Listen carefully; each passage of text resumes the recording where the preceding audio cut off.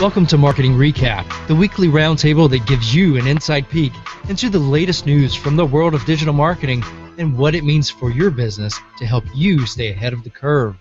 Co-hosted by Cynthia Johnson of RankLab, Blake Jameson of BlakeJameson.com, and BJ Smith from The Busy Marketer. Ready to join the conversation? Let's get to today's headlines.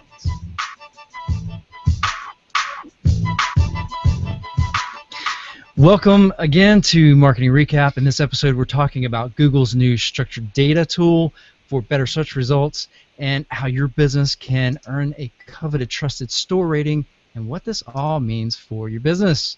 If you're watching us live on the Google Plus Hangout, we want to hear from you, so go right now to Twitter or your favorite Twitter chat application. I'm favoring Nerf these days, but there's a lot of them out there. Join our live Twitter chat using the hashtag MRcap, Mr. Cap. We want to hear from you. We want to hear your questions, your comments, and share some of them on the show tonight. So jump on the chat right now, hashtag MRcap. Let me introduce my co-host. From California, we have the social media girl herself, Cynthia Johnson of RankLab. What's going on this week, Cynthia? Oh gosh, a lot's going on this week with Google, I guess. Yeah. No, it's great. Just enjoying the nice weather out here. How about you, BJ? I'm doing really good. I was talking to you guys when we first started out tonight that I got to be interviewed on another podcast, the Landscape Business Pro podcast, and that's actually the first time I've been on the other side of the mic. So it's a lot of fun. I really enjoyed that. And you know, for the fans of Cynthia, if you don't know, she's got her own Twitter chat that happens on Tuesdays at 1 p.m. on the West Coast, 1 p.m. Pacific, 4 p.m. Eastern. So be sure to join Cynthia on her weekly Twitter chat, the SM Girl. And from Phoenix, the content manager of Pool Supply World and Facebook ads expert at Arch Digital Agency, Mr. BlakeJameson.com himself. What's up, Blake? Hey, how's it going, BJ? Did you like the intro? Yeah, no, that was great. I like the the BlakeJameson.com himself. Yeah, you know, I was trying to figure out. Yeah, we've got like so many different titles in there. I gotta squeeze it all in there somehow or another, right? Yep. And for those of you who are hearing us, that's Blake Jameson. That's Jamieson. Bam. Yeah, got to get that right. That's right. So, okay, let's talk about our stories tonight. So, we're actually going to start off, like Cynthia mentioned, there's a lot going on from our friends over at Google. I know you guys who have been hanging out with us before are used to hearing a lot of social media talk, a lot of Facebook, things like that. Tonight we're going to switch it up a little bit. We're still talking about digital marketing, but we're going to kind of go in a little bit different direction and talk about some of the things that are happening over at Google. So Cynthia, why don't you start us off with our first story? Okay, yeah. So Google is now allowing your most of your social media profiles to appear in their knowledge graph box. So you would use their structured data markup, and you can go in and add social media profiles to a little box where you search your company name and your Google Plus profile comes up and the Google map. So right below that, it would have your social media profiles. And we saw this actually last year with major celebrities. This started to just pop up. And, you know, everyone was like, well, what about us, Google? and so now they've given it to us. In fact, they've given it not only to organizations but to individuals as well. And in some cases, they've actually just given it to you, and you don't even have to go in and use the markup tool. What they have not, I guess, I don't know if they didn't plan for this or not, but like certain people you look up, for instance, like Fox News, they're linking to the wrong Twitter profile, or like companies will have, this is Zappos and this is Zappos helpline. So maybe they're pulling, and I didn't check Zappos. This is just me saying. They'll pull the helpline instead of the regular profile. We're seeing a lot, of that, and hopefully we'll get that worked out. The interesting part about it on top of it being interesting, is that they've added MySpace as, as one of the options, and not Pinterest. So, And not so what? it's I didn't like, catch that last part. and not Pinterest. Oh, wow. Yeah. This is my theory. Now, of course, you can go in and you can put Pinterest into the tag. They have no problem with that. In fact, they're encouraging it. It just won't appear in the knowledge graph box. And my initial thinking is, well, you verify your website on Pinterest. In fact, it's one of the few social media sites that ask a substantial amount of people to do that. And they're also the only one where, aside from Google+, where it ties only one website to one Pinterest account. So you can't have multiple websites or one website attached to multiple Pinterest accounts and vice versa. So I think maybe it's like, well, we already have that information, so we don't care. Or perhaps there's so much Pinterest images showing up in Google search that they said, well, they don't care again. I'm not, or it's the fact that they've also released buying concert tickets directly from the Google site by pulling tickets from people that sell them, like Ticketfly, so on and so forth. And Pinterest, well, it's a revenue stream, right? So people go there and they buy things. So maybe they saw a threat there. There's probably a lot of reasons why Pinterest isn't showing up. MySpace, though, that one gets me. I've actually, you know, I mean, I don't know how many out there haven't been through the rise and fall of MySpace over and over again, but I definitely didn't see it popping back up. So that's interesting. But from a marketing standpoint, it's great, right? It's great that we have this opportunity to experiment. By experiment, I mean, you know, are we seeing a lift in followers or views on social profiles because of this, or are we seeing a decrease? I mean, you know, sometimes things are masked as a way to help you, and once they've been up for a while, we realize that all it really does is keep people on the search page of Google longer versus actually sending them to your social profiles, or it keeps them away from your website and sends them to your social profiles. So it'll be interesting to see how that takes effect. I definitely do not suggest avoiding it. I mean, there's no reason to avoid it. I'm pretty sure that they will do it for you at some point if they haven't already, if you do avoid it. And why go through the steps of having to correct Google's mistake if they pull the wrong profile for you when you can just take care of the situation yourself? You can actually tell them. So, and for the folks out there who don't know what this structured data is, it's little snippets of code that either goes around existing data on your web page, or it's, for lack of a better way to say it, it's actually hidden inside the code of your site, but it's not hidden in a sketchy way. So there may be things like your contact information, your hours of operation, your location, which is really, really important. And so yeah, so Cynthia's talking about you know, if you've got these social media profiles, don't let Google guess at it. You know, tell them where you are, tell them exactly what it is, and you can use the new improved structured data tool to actually paste your code, your website code into this thing, and it's going to show you, Google's and say, hey, this is what we're picking up. Is this the type of information that you want us to see? Right? Yes, exactly. And I would also like to point out a couple of things. One is if you do put you know, use the structured markup, the data markup to add the social profiles to your knowledge graph box. One, go in, and I'll actually send this out with some show notes once I'm done talking and out on Twitter as well. But you go in, and there's actually a tool they've created to test that it's been done correctly. Once that happens and it says, okay, we did it correctly, you have to give Google time to crawl the page. If they don't crawl the page, it's not going to appear. So even though it says, yep, it's done correctly, give them 30 days before you get worried that it didn't work. Because contacting Google is a lot more difficult and stressful than just waiting 30 days. So wait your 30 days, and then if you don't see it, you know, try to figure out what's happening.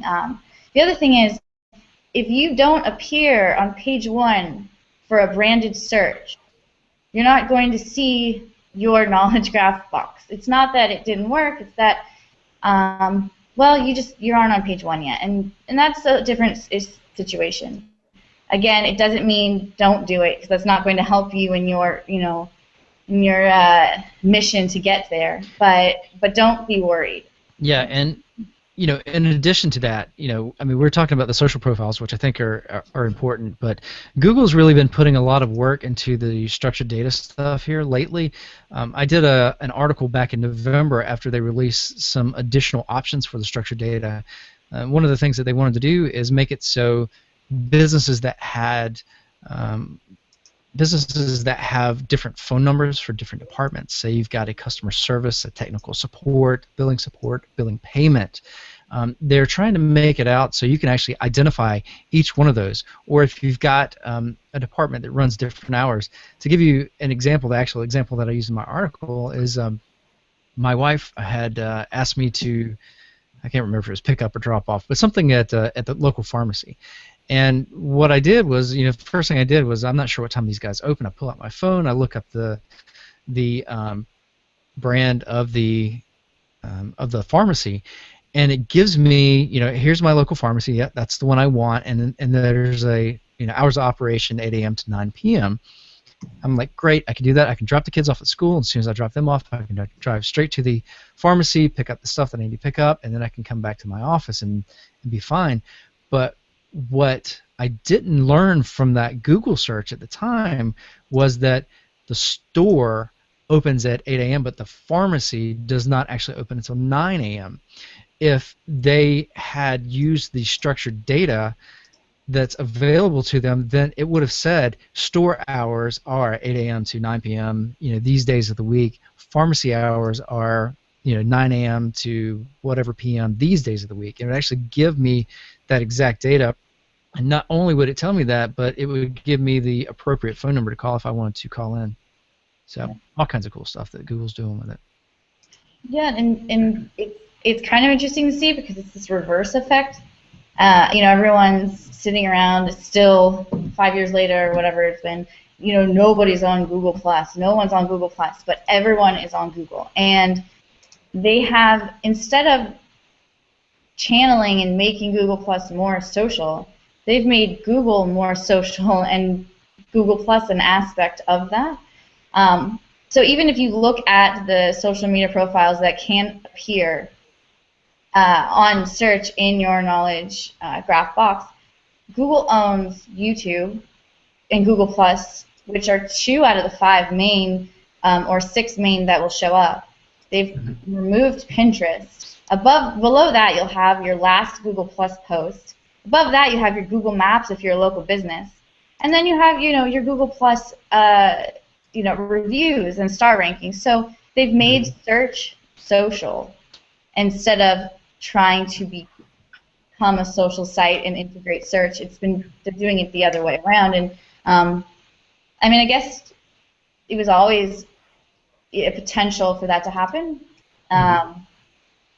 It seems like they're kind of becoming like a CRM but for search. So I don't know if either of you guys have used like Nimble, or there's another one that I think is called Reportive that's like a Google Gmail add-on. So that if I get an email from you guys, I see the markup on the right that has your Google+ information, and it'll have like your LinkedIn links and whatnot. Yeah. So it's just taking that instead of rather getting it directly in your email inbox coming up in search is really, it's interesting. And like you said, Cynthia, I think it's just important to take ownership and control the message. I just ran it on my site on just blakejameson.com, and it came back like all good, all good, all good. But when I search my name, I don't see the markup, so I'm not sure. Okay. So yeah, it takes about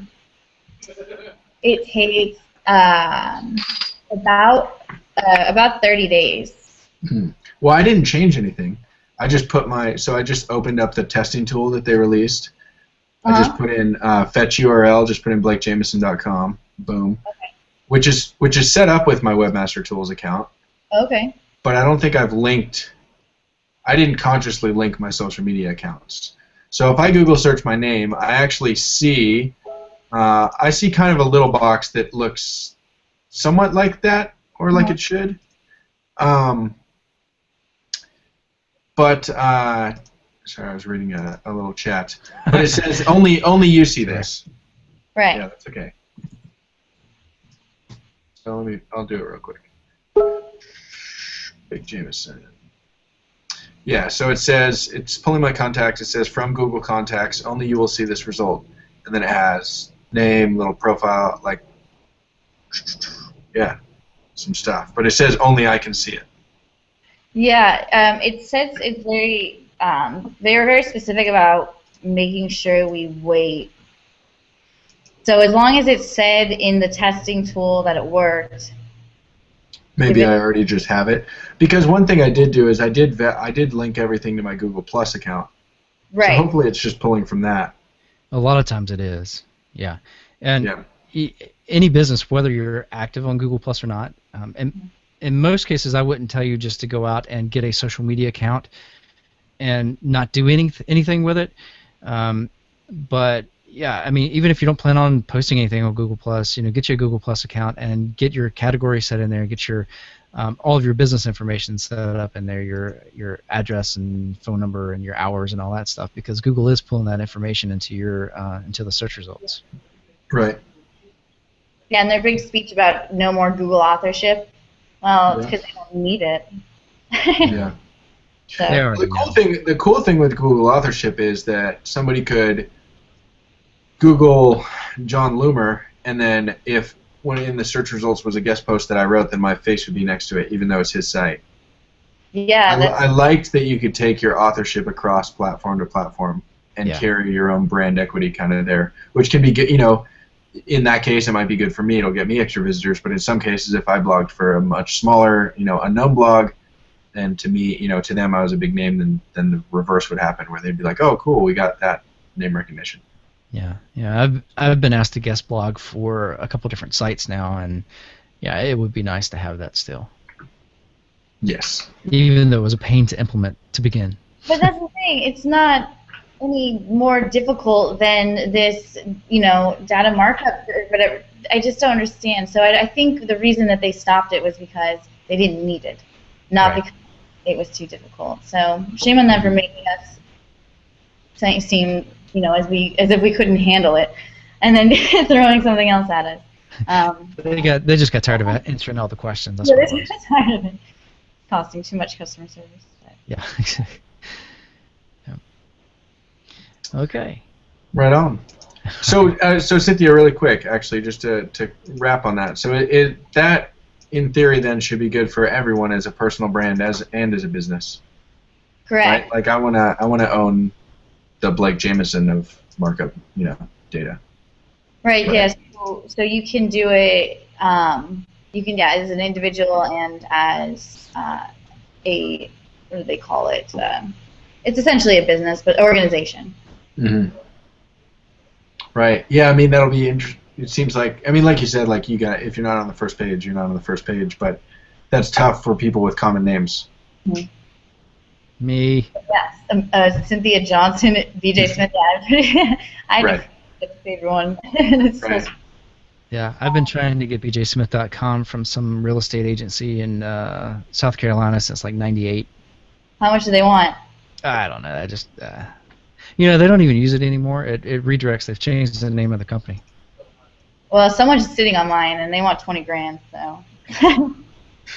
That's okay. I once had a domain name where we were in negotiations, and I think it got up to $400,000 before we said no. I think we're going to pass. But it was a good one, though. Nice. All right. Well, speaking of this kind of stuff, so in e-commerce, one of the biggest barriers to business is trust with e-commerce. And so if you haven't guessed, we're moving on to the next story. So unless you have a big name and reputation, it can be difficult to convince someone to buy from you. And when I do website optimization, I'm always looking for things that can cause friction during the buying process. So I'm always doing these tests, watching clicks and things like that, and finding the points that cause people to pause. And it's really because people are looking for a reason not to buy from you. And trust is something that can be very difficult to build into a website, which is, why we're using things like secure site seals and better business logos and testimonials. And the truth is that people are still skeptical even with those things in place. So enter in our friends at Google again. Back in the summer of 2012, Google launched something that was called Google Trusted Stores. And by now you've probably seen some of the badges on web stores. They usually appear at the footer, and this little googly colored logo says Google Trusted Store. And these badges are basically Google's seal of approval. So when you come across one of these badges, you pretty much know that you're going to get reliable shipping, good customer service, and the option to get in what they call their purchase protection for up to $1,000. So I think if you get screwed over, then Google will, reimburse you for up to $1,000 worth of whatever you spent. So, now stores that you've never heard of have instant credibility if they're using this, if they have this Google Trusted Store badge on their site. But there's a catch. So it was a nightmare for most businesses to get approved for the program, and I know this from firsthand experience because my number 2 competitor at the time in 2012 when this thing launched was Wayfair, who was Google's test subject for the program. So I was going through and I saw this logo and I'm researching like crazy trying to figure out what it is and how do I get into it. And it turned out it was during the beta program when I discovered it. And what I found was the easy part is filling out this gigantic questionnaire they expect you to take like 30 minutes if you know all the stuff off the top of your head. The hard part is generating all these feeds that you need. So Google wants to know when every order was placed, when every order was shipped, and when every order was delivered. You also needed to submit a feed that showed order cancellations. And really all of this makes sense. So if Google is going to vouch for a store saying that they have reliable shipping, they're going to need some sort of way to verify this to prove that that's really the case. And the problem is most e-commerce systems, they do provide a product feed out of the box, but those feeds are completely different from the stuff that Google was looking for. And Google's looking for something that usually requires different systems to communicate. You've got your order fulfillment stuff, your shipping stuff, which is usually separate and from your actual e-commerce system, and it's communicated through XML data and things like that. And it's very, very difficult to put all this stuff together. So in the end, it put the Google Trusted Stores program out of reach for most businesses, and it was the big boys that could afford to put together these feeds and get them built. It ended up being another case of the rich getting richer. So the people who already had credibility were getting the Google Trusted Store, while all the other little mom and pops that should be, that are trustworthy, are giving out good products and services, they can't get it because it's too difficult to generate the feeds. Mm-hmm. But so okay, now there's hope. So Google has announced in this story that one of their blogs, in their AdWords blogs, they released something that was saying that they're dropping those feed requirements and they're trying to make it easier for other stores to join in the program. So now, yeah, you still have to fill out that questionnaire, but all you have to do is drop 2 pieces of code onto your website and sit back and wait 30 to 90 days, they say, while Google starts collecting data on your store. So one of the scripts that you're giving actually gives your customers the opportunity to rate the experience with your store. And this is actually kind of a big deal to me. So if you've ever done a product-related search on Google, and Blake, you probably have worked with this a lot with Pool Supply World, but when you do a product-related search, a lot of the SERPs, the search engine results page, you'll see AdWords ads at the top of the results that have stars next to them. X number of stars out of 5. Those things are little nuggets of gold, and they're not necessarily very easy to obtain, to get, especially if you don't have a lot of sales, because the way Google figures out how to display those, you only have a certain number of days, and I think I'm trying to remember the last time I looked, maybe it was 12 months, but you have to have a certain number of reviews within this time period for those stars to appear. Mm-hmm. And You could do that before, back in the days of Google Checkout. And once Google Checkout, so if somebody actually checked out from your website using Google Checkout, they were given the opportunity to rate and review your website or your service. And Google did away with that, so that left us looking for third parties to go through to try to regain those ratings and reviews. And the company I was with back at the time, we always had really high ratings, and at one point, and I'll tell you how important these stars are. We were making some internal changes, and the team that ran our PPC campaigns changed something that made us lose our stars. And we actually lost our stars for about 12 weeks, and during that time period, our sales cut in half. So, as soon as Google got it fixed, like I said, I think it was about 12 weeks later, the sales came right back. But during that time, I think we lost around $800,000 in sales. So, and that was just because the stars were there one day and they were gone the next. I mean, as soon as they were gone, then people weren't trusting us anymore. They were going to names that they recognized like Wayfair and Amazon, and the specialty stores were losing out. So the point is, Google is making this thing easier for your service to get rated, so smaller businesses can earn those stars without having to rely on third-party review providers. So if you have an e-commerce company and you're confident in the quality of the service that you offer, you need to go and apply for the Google Trusted Stores program. You'll get the badge on your site. The badge also appears in AdWords ads and in Google Shopping if you take part in that. So if you click on the little shopping tab, essentially you're sending a feed of products to Google so people can shop and see your products right there on the shopping center.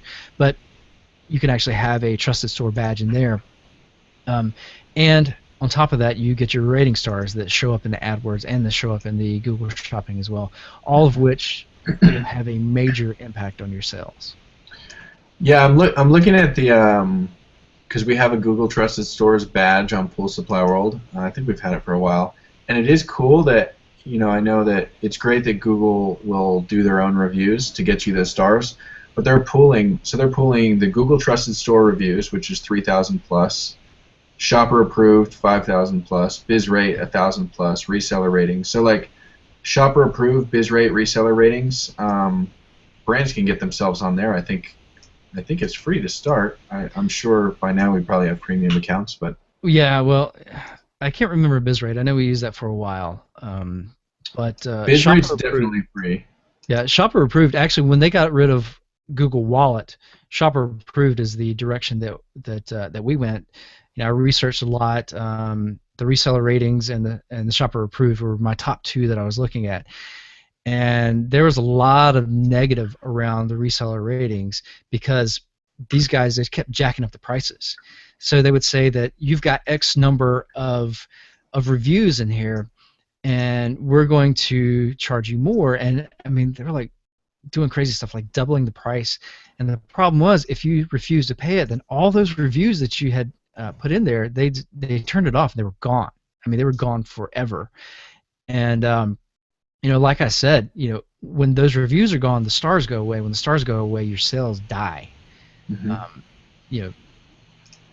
Or your conversion rates, at least, they fall dramatically. And so I like the pricing structure of shopper approved, and the way their pop-ups work. They were nice, they were attractive and very easy for the customer to use, and we actually saw our stars come back pretty quickly or come in pretty quickly for sites that didn't have stars before. So yeah.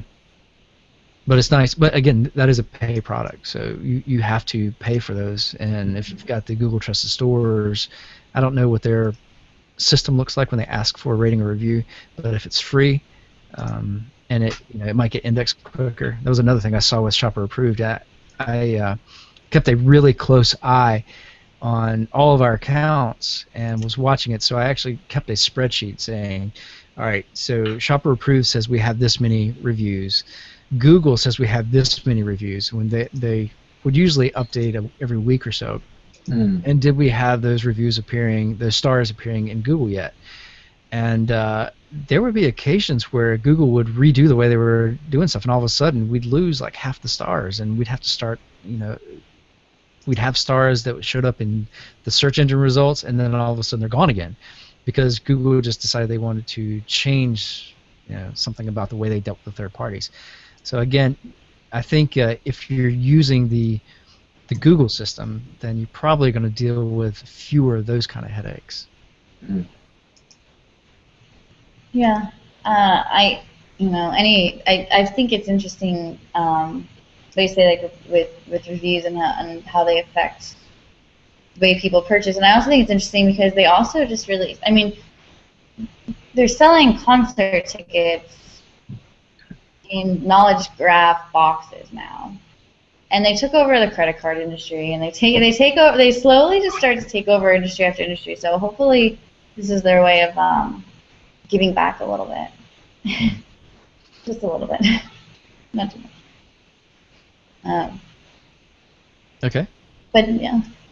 So Guys, oh, go ahead. I was just going to check the Twitter chat and see if anybody's talking about this. So Yeah, Ben Johnson actually was just saying that he's in the process of developing an e-commerce store, and he was nervous about how hard it would be. So, well, since he's just starting, I'd love to hear how that goes. yeah, and if anybody is tuning in a little bit later, then we're talking about the Twitter chat. You guys can join live right now and interact with us. The hashtag is MRcap, Mr. Cap.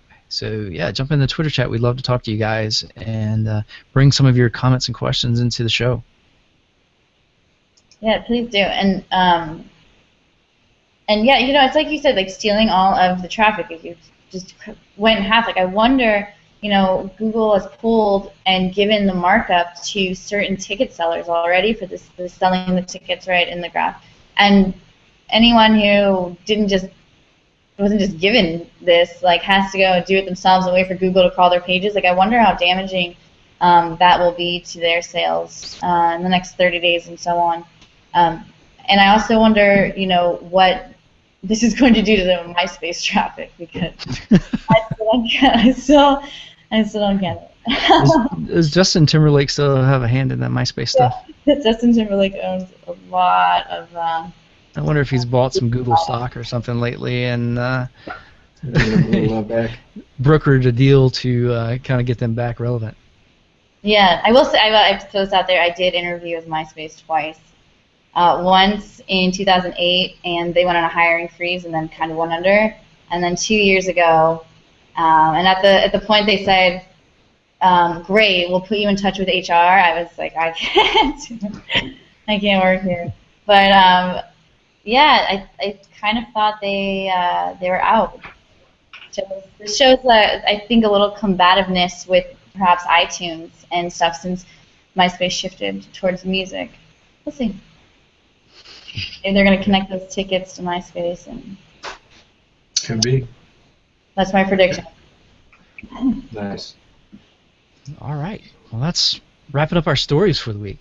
We did a nice little Google Day. We took a little bit of a break. Well, we almost took a break from social media, but somehow we worked it back in with a little conversation about MySpace and Pinterest and getting those badges showing up in Google search results.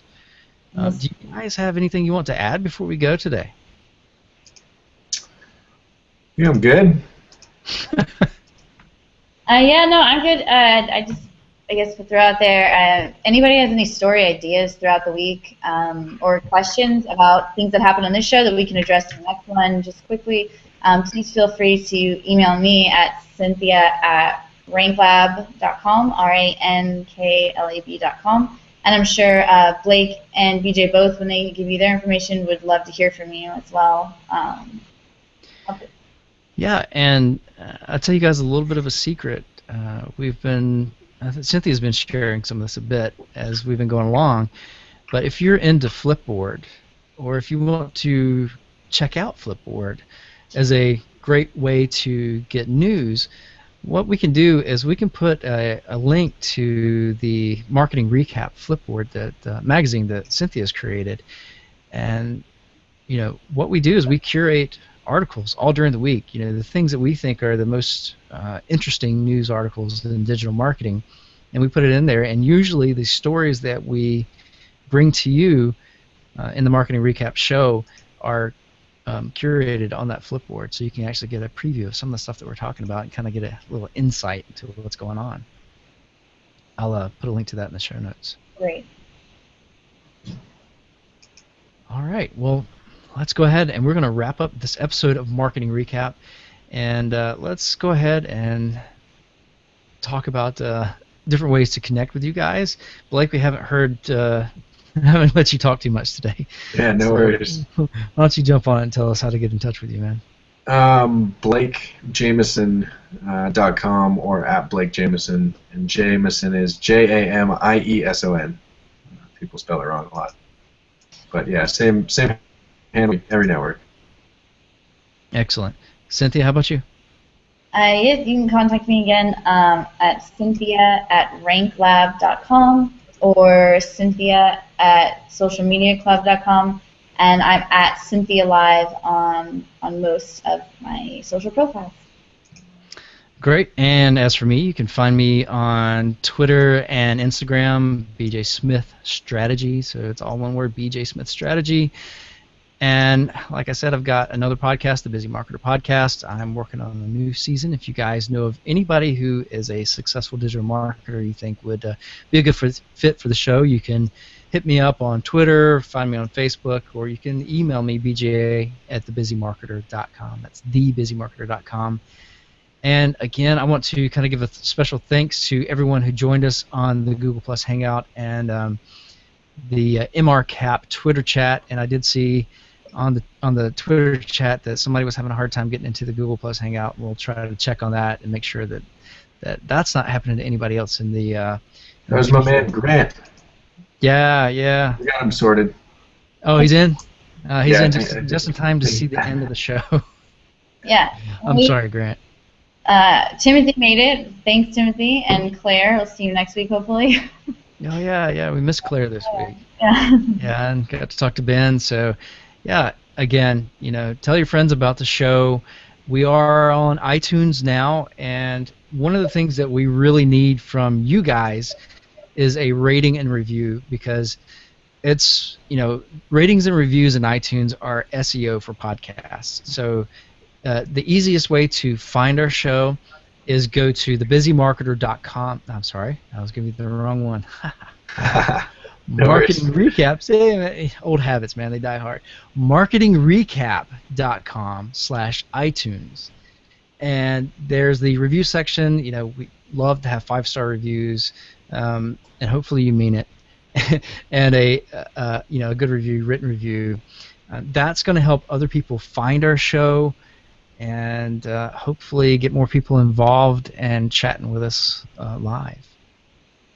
So I want you guys to go ahead and mark your calendars for the same time next week. We're planning to meet again on Thursday of next week at 7 p.m. Pacific, 10 p.m. Eastern, and again on the Twitter chat at MRcap.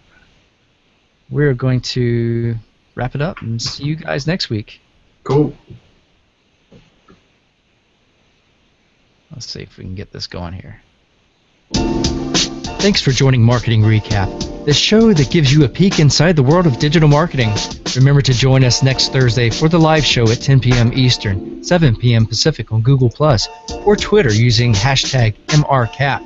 And please tell your friends about the show, subscribe via iTunes or Stitcher, and view all episodes and news stories at marketingrecap.com. See you next week.